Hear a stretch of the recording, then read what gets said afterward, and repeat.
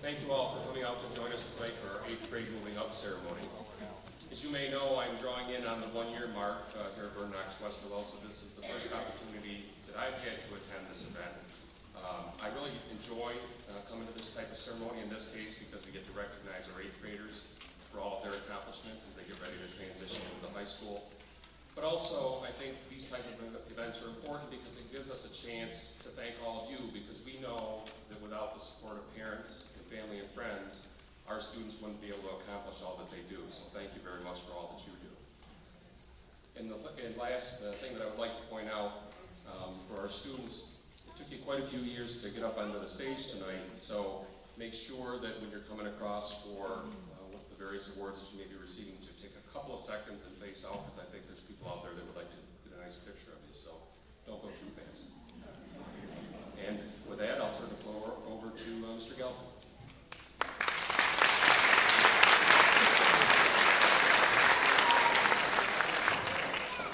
I'd like to take a moment to thank the administration, the parents and family, and most of all the 8th grade class for a wonderful year. When I go on vacation or meet people I've never met before and tell them I teach 8th grade, I usually get a look of, I'm not really sure what it is, but they feel sorry for me. That's the worst grade, how can you do it?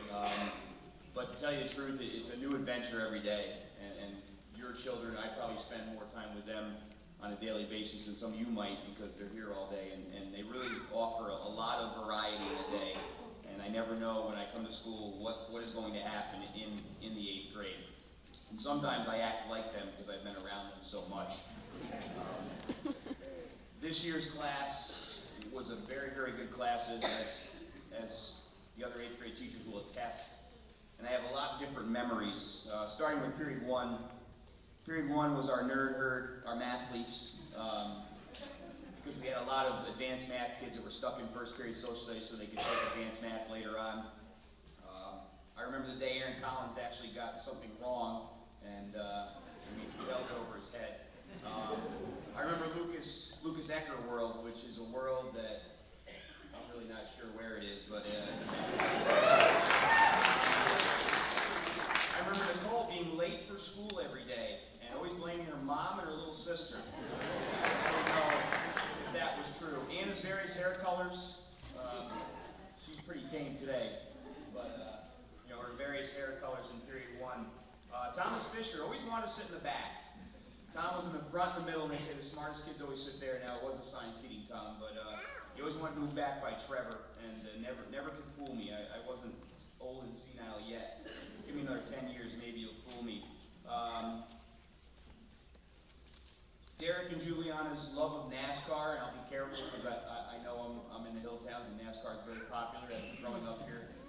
But they love NASCAR, and they actually missed a day of school to go to a big race. So that was exciting.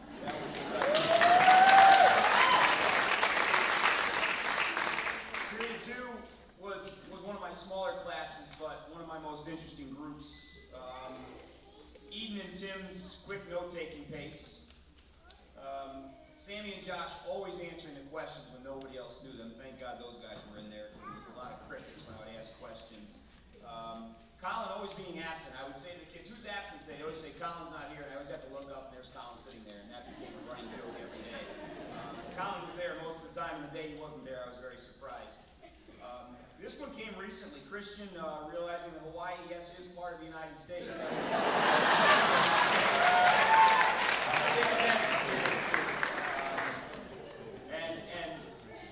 And then the code man for just being the code man. I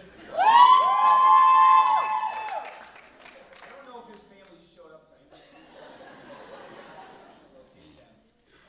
Period 6, right after lunch, and this was my most hyper class because they just came out of the cafeteria, and you guys will see our lovely cafeteria in a couple minutes, which thank God we're not going to have much longer. You cram all those guys in there and fill them full of sugar, and then they come to social studies. It was wonderful.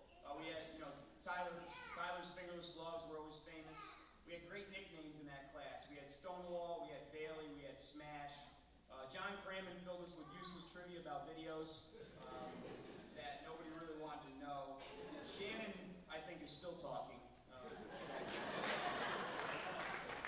Chase,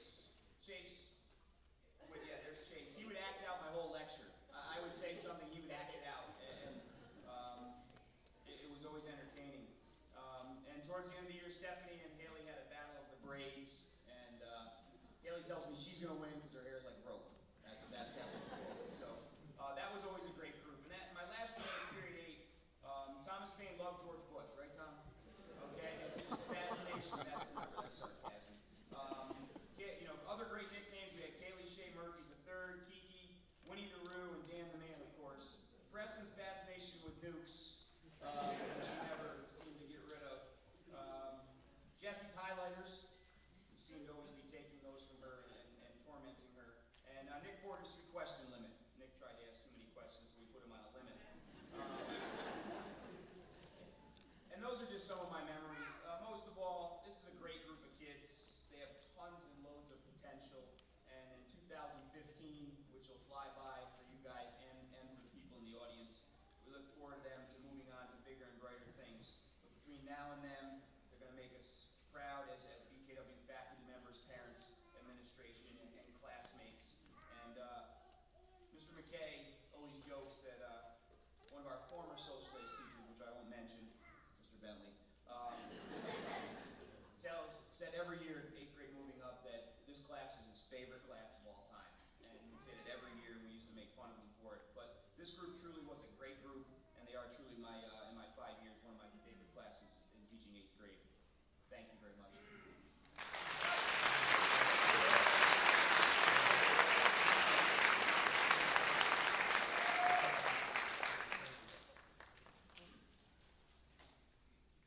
Next, I'll introduce Aaron Collins for the student address.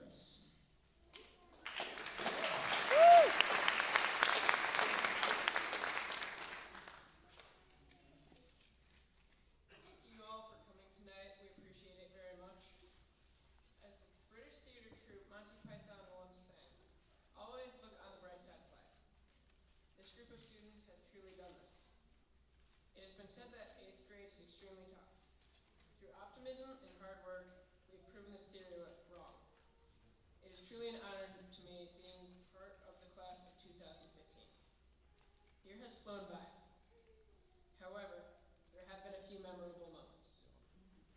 When the school held a dodgeball tournament, we weren't supposed to be going.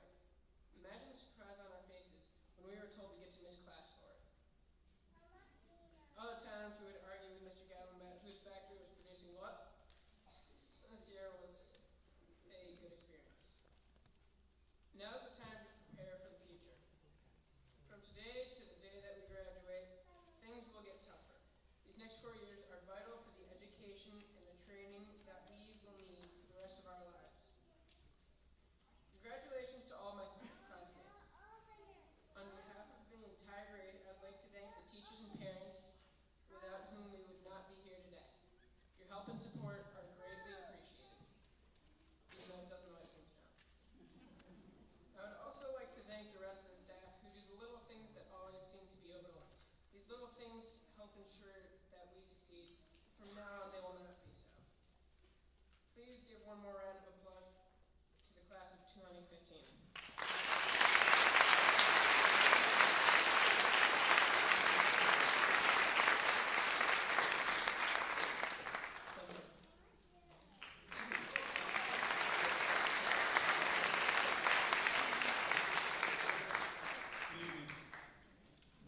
Every year, the 8th grade Home and Careers class creates a quilt as part of their projects.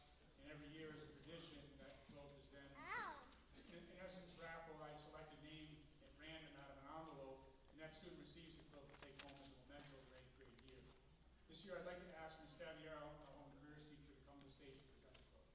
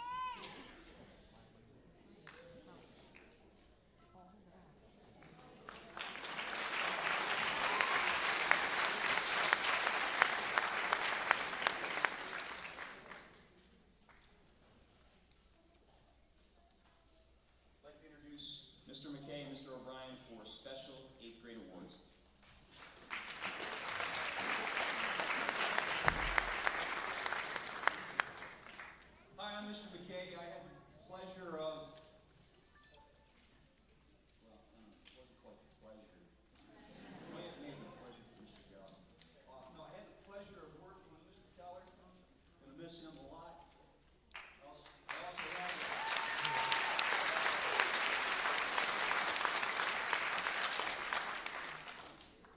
I also have I can't say pleasure. I had the experience of working with your young adults here.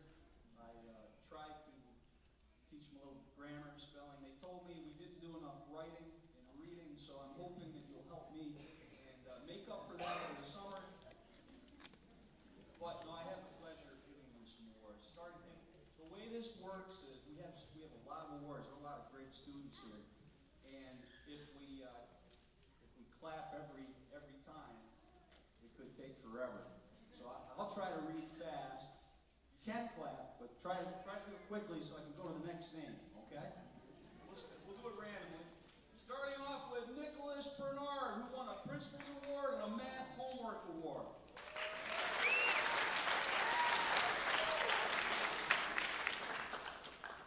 Next up is Ashley Germani, who got a President's Award for Academic Achievement and a Principal's Award.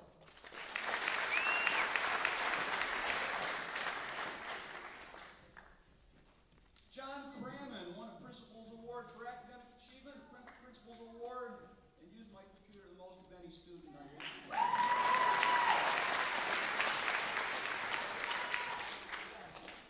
Now this guy's a real artist. Chase Strand won a Principal's Award.